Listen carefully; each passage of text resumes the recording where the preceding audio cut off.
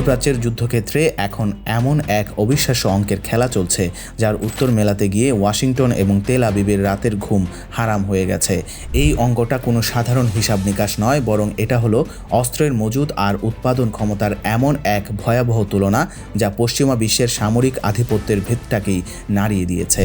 আন্তর্জাতিক গণমাধ্যম দ্য ইকোনমিস্টের সাম্প্রতিক এক প্রতিবেদন পুরো পশ্চিমা বিশ্বের কঙ্কালসার প্রতিরক্ষা ব্যবস্থাকে একেবারে নগ্ন করে দিয়েছে, এবং এই প্রতিবেদনের তথ্যগুলো যে কাউকে চমকে দেওয়ার জন্য যথেষ্ট। তাদের দেওয়া অকাট্য ডেটা অনুযায়ী চলমান এই যুদ্ধের প্রথম মাত্র 48 ঘন্টার মধ্যে উপসাগরীয় দেশগুলোতে থাকা আমেরিকার সামরিক ঘাঁটিগুলো ইরানি হামলা ঠেকাতে প্রায় 800টি পেট্রিয়ট এবং থার্ড ক্ষেপণাস্ত্র ব্যবহার করে ফেলেছে। সংখ্যাটা শুনতে হয়তো অনেক বড় মনে হচ্ছে না, কিন্তু এবার আমেরিকার অস্ত্র উৎপাদনের বার্ষিক হিসাবটা শুনলে পশ্চিমা বিশ্বের আসল অসহায়ত্ব একেবারে পরিষ্কার হয়ে যাবে। খুদ যুক্তরাষ্ট্র পুরো এক বছরে মোট 600টি পেট্রিয়ট এবং মাত্র 96টি থার্ড মিসাইল উৎপাদন করতে পারে। অর্থাৎ পেন্টাগনের কারখানাগুলো সারা বছর ধরে দিনরাত এক করে যে পরিমাণ অস্ত্র বানায়, তেহরান মাত্র 2 দিনের টানা হামলায় সেই পুরো এক বছরের মজুদকে শূন্যের কোঠায় নামিয়ে এনেছে। এই হিসাবটা মাথায় রাখলে বোঝা যায় পরিস্থিতি কতটা ভয়াবহ। আমেরিকার এই ফুরিয়ে আসা মজুদের বিপরীতে ইরান এমন ভয়ঙ্কর গতিতে অস্ত্র তৈরি করছে, যা দেখে খোদ ট্রাম্প নিজেই অবাক হয়ে গেছেন। ব্রিটিশ পররাষ্ট্র মন্ত্রণালয়ের সরাসরি অনুদানে পরিচালিত স্বনামধন্য সংস্থা সেন্টার ফর ইনফরমেশন রেজিলিয়েন্স তাদের সর্বশেষ রিপোর্টে পশ্চিমা বিশ্বের জন্য সবচেয়ে ভয়ঙ্কর সংবাদটি প্রকাশ করেছে। সংস্থাটি নিশ্চিত করেছে, ড্রোন প্রস্তুতকারক দেশগুলোর তালিকায় ইরান এখন বিশ্বের একেবারে প্রথম সারিতে অবস্থান করছে, এবং এটা কোনো ফাঁকা দাবি নয়, বরং কঠিন বাস্তবতা। সবচেয়ে আশ্চর্যের বিষয় হলো, তেহরান নিজস্ব কারখানায় প্রতি মাসে প্রায় 10,000 ড্রোন তৈরির এক অবিশ্বাস্য এবং অকল্পনীয় সক্ষমতা অর্জন করে ফেলেছে। আমেরিকা যেখানে $1 মিলিয়ন খরচ করে একটি ইন্টারসেপ্টর বানাতে মাসের পর মাস সময় নেয়, সেখানে ইরান অত্যন্ত কম খরচে প্রতিদিন শত শত নিখুঁত ড্রোন তৈরি করে সরাসরি যুদ্ধক্ষেত্রে পাঠিয়ে দিচ্ছে। প্রতি মাসে 10,000 ড্রোনের এই বিশাল প্রোডাকশন লাইনের সামনে আমেরিকার তথাকথিত অপরাজেয় আকাশ প্রতিরক্ষা ব্যবস্থা স্রেফ কাগজের দেয়ালের মতো ধসে পড়ছে। এই বিপুল পরিমাণ ড্রোনের আঘাত সামলানোর মতো কোনো প্রযুক্তি বা সক্ষমতা পৃথিবীর কোনো পরাশক্তির হাতে এই মুহূর্তে নেই, এবং এটাই হলো সবচেয়ে ভয়ের জায়গা। এই 10,000 ড্রোনের বিশাল বহরকে কাজে লাগিয়ে ইরান এখন বিশ্বের সবচেয়ে গুরুত্বপূর্ণ সামুদ্রিক রুট হরমুজ প্রণালীকে পুরোপুরি অবরুদ্ধ করে দিয়েছে। আন্তর্জাতিক সংবাদ সংস্থা রয়টার্স শীর্ষ গোয়েন্দা সূত্রের বরাতে নিশ্চিত করেছে, তেহরান তাদের এই ড্রোন শক্তি ব্যবহার করে আগামী কয়েক মাস ধরে খুব অনায়াসেই হরমুজ প্রণালীকে স্তব্ধ করে রাখতে পারবে। ইরান এবং ওমানের মাঝখানে অবস্থিত এই অত্যন্ত সরু জলপথটি পুরো বিশ্বের অর্থনীতির মূল ধমনী হিসেবে পরিচিত।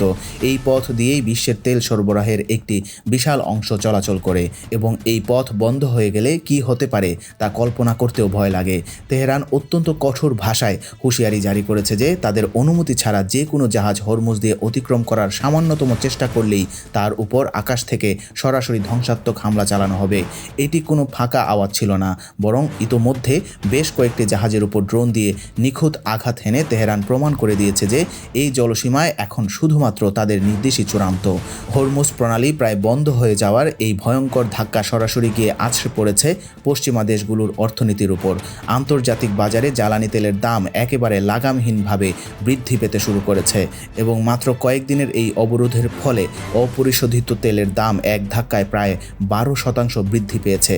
ইউরোপ এবং আমেরিকার অর্থনীতি এখন তেহরানের দয়ার উপর নির্ভরশীল হয়ে পড়েছে, এবং এটা কোনো অতিরঞ্জন নয়। ওয়াশিংটন চাইলেও নিজেদের নৌবাহিনী পাঠিয়ে এই প্রণালী জোর করে খোলার কোনো সাহস দেখাচ্ছে না, কারণ ওয়াশিংটন ইনস্টিটিউটের সিনিয়র গবেষক ফারজিন নাদিমের দেওয়া তথ্য অনুযায়ী ইরানের হাতে থাকা আধুনিক শাহেদ 136 ড্রোন আমেরিকার যে কোনো যুদ্ধজাহাজের জন্য এক নিশ্চিত মৃত্যুঘাত। এই অত্যন্ত নিখুঁত আত্মঘাতী ড্রোনগুলোর পাল্লা 700 থেকে 1000 কিলোমিটার পর্যন্ত বিস্তৃত। ইরানের মূল ভূখণ্ড কিংবা সাগরে ভাসমান কোনো ইরানি স্পিডবোট থেকে এগুলো উৎক্ষেপণ করা হলে পারস্য এবং ওমান উপসাগরীয় অঞ্চলের যে কোনো মার্কিন লক্ষ্যবস্তুতে তা চোখের পলকে আঘাত হানতে সক্ষম। গত শনিবার আমেরিকা এবং ইসরায়েল যৌথভাবে ইরানের উপর হামলা চালানোর যে চরম দুঃসাহস দেখিয়েছিল, ময়দানে এখন তার কড়া মূল্য চোকাতে হচ্ছে তাদের। এই ঘটনার পর থেকেই পশ্চিম এশিয়ায় আমেরিকার বিভিন্ন মিত্র দেশের উপর ধারাবাহিক এবং বিরামহীন হামলা চালিয়ে যাচ্ছে ইরানি বাহিনী। গত কয়েকদিনে তেহরান কয়েকশো শক্তিশালী ব্যালিস্টিক ক্ষেপণাস্ত্র এবং 1000টিরও বেশি আত্মঘাতী ড্রোন নিক্ষেপ করেছে। আমেরিকার বন্ধু দেশগুলোর আকাশ প্রতিরক্ষা ব্যবস্থা এই বৃষ্টির মতো ধেয়ে আসা হামলার সামনে পুরোপুরি খড়কুটোর মতো উড়ে গেছে। রাডারকে ফাঁকি দিয়ে অসংখ্য ড্রোন এবং মিসাইল সরাসরি মার্কিন সামরিক ঘাঁটি, বাণিজ্যিক ভবন এবং অন্যান্য গুরুত্বপূর্ণ স্থাপনায় সজোরে আঘাত হেনেছে। ইসরায়েলি সামরিক বাহিনী এবং পেন্টাগন এতদিন নিজেদের আকাশসীমাকে দুর্ভেদ্য বলে যে মিথ্যা অহংকার করত, ইরানের এই টানা হামলা তাদের সেই দম্ভকে চিরতরে ধুলোয় মিশিয়ে দিয়েছে। ইরানের কাছে ঠিক কী পরিমাণ অস্ত্রের মজুত রয়েছে তা নিয়ে পশ্চিমা গোয়েন্দা সংস্থাগুলোর মধ্যে চরম ভীতি এবং বিভ্রান্তি কাজ করছে। ইসরায়েলি সামরিক বাহিনীর নিজস্ব হিসাব বলছে, তেহরানের ভূগর্ভস্থ মিসাইল সিটিগুলোতে প্রায় 2500 শক্তিশালী ব্যালিস্টিক ক্ষেপণাস্ত্র মজুত রয়েছে। তবে অন্যান্য নিরপেক্ষ আন্তর্জাতিক সামরিক পর্যবেক্ষকদের দেওয়া অকাট্য তথ্য মতে এই সংখ্যাটি আসলে 6000-এরও অনেক বেশি।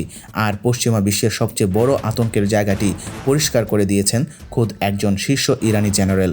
তিনি অত্যন্ত আত্মবিশ্বাসের সঙ্গে সরাসরি বিশ্ব গণমাধ্যমকে জানিয়েছেন যে আমরা একদিকে যেমন শত্রুর বুকে ক্ষেপণাস্ত্র নিক্ষেপ করছি, ঠিক একই সঙ্গে কারখানায় সেগুলো উৎপাদনও চালিয়ে যাচ্ছি এবং আমাদের সামরিক সরঞ্জামের মজুদ শেষ হওয়া নিয়ে আমাদের বিন্দুমাত্র কোনো উদ্বেগ নেই। এই বক্তব্যেই প্রমাণ হলো, আমেরিকা এবং ইসরায়েল যখন নিজেদের ফুরিয়ে যাওয়া মজুদ নিয়ে দিশেহারা, ইরান তখন সম্পূর্ণ স্বাধীনভাবে কারখানায় দিনরাত নতুন অস্ত্র তৈরি করে সরাসরি ময়দানে পাঠিয়ে দিচ্ছে। রয়টার্স তাদের বিস্তৃত প্রতিবেদনে আরও একটি চাঞ্চল্যকর তথ্য সামনে এনেছে। বিভিন্ন গোয়েন্দা সূত্রের ভিত্তিতে তারা জানাচ্ছে, ইরান কেবল নিজেদের জন্যই অস্ত্র তৈরি করছে না, বরং নিজেদের মিত্র গোষ্ঠীগুলোকেও নিরবচ্ছিন্নভাবে উন্নত ক্ষেপণাস্ত্র এবং ড্রোন সরবরাহ করে যাচ্ছে। লেবাননের হিজবুল্লাহ এবং ইয়েমেনের হুথি গোষ্ঠীর হাতে অত্যন্ত গোপনীয় রুটে সরাসরি ইরানের তৈরি এই মারণাস্ত্রগুলো পৌঁছে যাচ্ছে।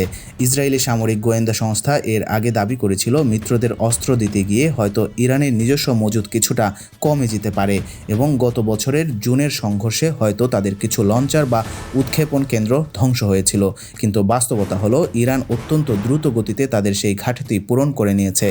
ইসরায়েলি গোয়েন্দারাই এখন চরম হতাশার সাথে বলছে, তেহরান ইতোমধ্যে তাদের লঞ্চার এবং মিসাইলের অভাব পুরোপুরি কাটিয়ে উঠে আগের চেয়েও দ্বিগুণ শক্তিশালী রূপে মাঠে ফিরে এসেছে।